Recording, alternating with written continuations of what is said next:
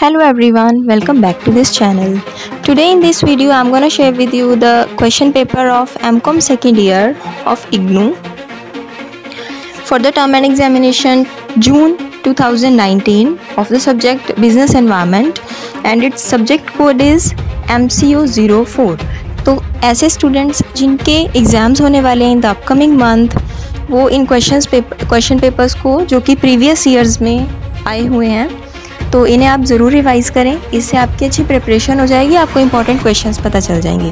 तो चलिए वीडियो को पूरा देखने से पहले वीडियो को लाइक और शेयर कीजिए और चैनल को सब्सक्राइब कीजिए और साथ ही में बेल आइकन को भी हिट कर दीजिए। आप इस क्वेश्चन पेपर का स्क्रीनशॉट लेकर रख सकते हैं। तो चलिए one by one in questions को डिस्कस करते हैं और मैं आपको बताऊँगी कि ये क्वेश्चन कौन से ब्लॉक में से लिए गए हैं। तो आप पेपर का स्टाइल देख सकते हैं। टाइम आपको मिलता है मैक्सिमम 3 आवर्स का, मैक्सिमम मार्क्स हैं 100। आपको एनी 5 क्वेश्चंस अटैम्प्ट करने होते हैं और सारे ही क्वेश्चंस की जो वेटेज है वो 20 मार्क्स ईच है। तो देखिए आपका फर्स्ट क्वेश्चन आया हुआ है। फर्स्ट क्वेश्चन को इन्होंने 2 पार्ट्स में डिवाइड किया हुआ है, A part and B part. A part is what do you understand by business environment, discuss its importance for the business. आपको बिजनेस एनवायरनमेंट के ऊपर एक शॉर्ट नोट लिखना है, पहले कॉन्सेप्ट क्लियर करना है, मीनिंग डेफिनेशन बतानी है, उसके बाद आपको इसकी इम्पोर्टेंस बतानी है फॉर बिजनेस। तो ये मार्क्स हैं आपके इस क्वेश्चन के 10 मार्क्स और आपको ये मिलेगा ब्लॉक 1 के अंदर। अब देखिए इसका B part, enumerate the important changes taking place in Indian business environment and state the impact of emerging rural markets on business in India. जो इंडियन बिजनेस मार्केट एनवायरनमेंट में जो आजकल चेंजेस आ रहे हैं वो लिखने हैं आपको और साथ ही साथ जो रूरल मार्केट्स इमर्ज हो रही हैं इंडिया में आपको उसका इम्पैक्ट बताना है। तो ये क्वेश्चन भी आपका 10 मार्क्स का है, ये भी आपको मिलेगा ब्लॉक 1 में। Let's move on to the question number 2।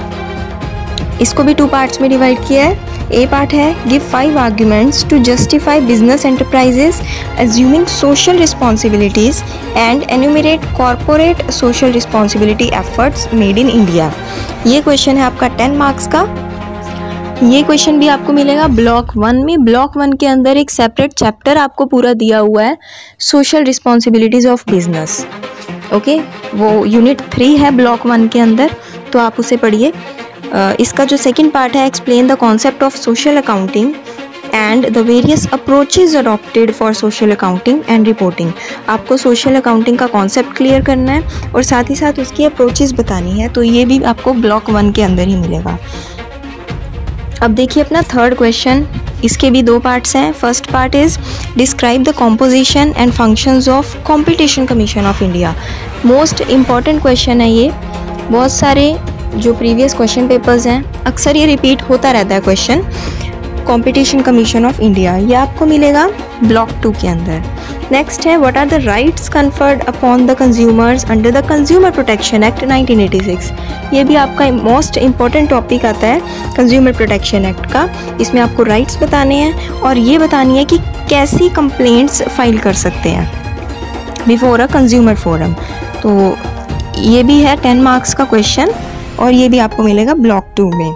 अब देखिए fourth question, A part state the objects of industrial disputes act 1947 and the adjudication machinery setup for settlement of industrial disputes in India. Industrial disputes act 1947 आपको ये पूरा मिलेगा block 2 के अंदर और ये कैरी करता है 10 marks. Next B part what is meant by workers participation in management. इसके ऊपर भी इन्होंने पूरी एक सेपरेट यूनिट बनाई हुई है वर्कर्स पार्टिसिपेशन वाली चैप्टर की। Discuss the schemes of workers participation so far introduced in India. जो स्कीम्स इंडिया के अंदर इंट्रोड्यूस की गई हैं वर्कर्स पार्टिसिपेशन की, आपको वो भी डिस्कस करनी है इस क्वेश्चन के अंदर।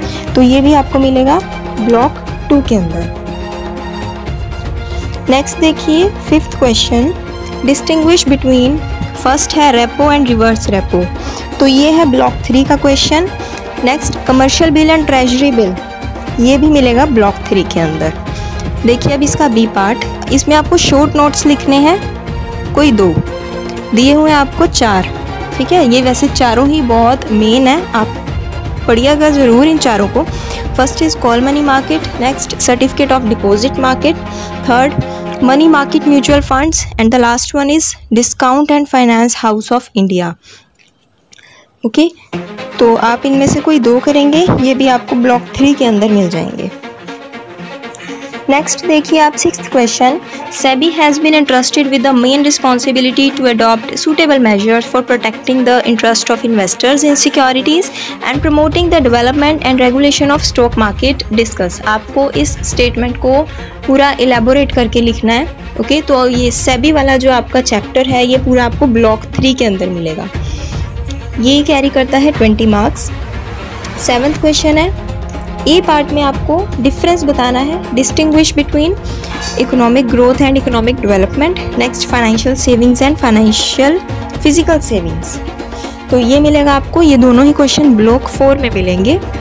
अब देखिए next, distinguish between the new industrial policy of 1991 and the industrial policy of 1956। Industrial policy जो ओल्ड है और जो न्यू इंडस्ट्रियल पॉलिसी आई है, इन दोनों को आपको डिफरेंस बताना है इन दोनों का। तो ये आपका मिलेगा ब्लॉक 4 के अंदर। ठीक है, ये आप चैप्टर्स बिल्कुल मत छोड़ना। नेक्स्ट है, discuss the services provided by the following national level institutions for promotion and development of small scale industries in India, SIDO, SISIs and SIDBI। Okay, ये 7 मार्क्स एंड 6 मार्क का ये क्वेश्चन दिया गया है 8। ये भी आपको मिलेगा ब्लॉक 4 के अंदर।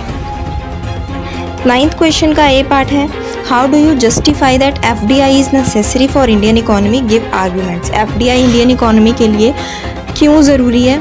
10 मार्क्स का क्वेश्चन आपको मिलेगा ब्लॉक 5 के अंदर।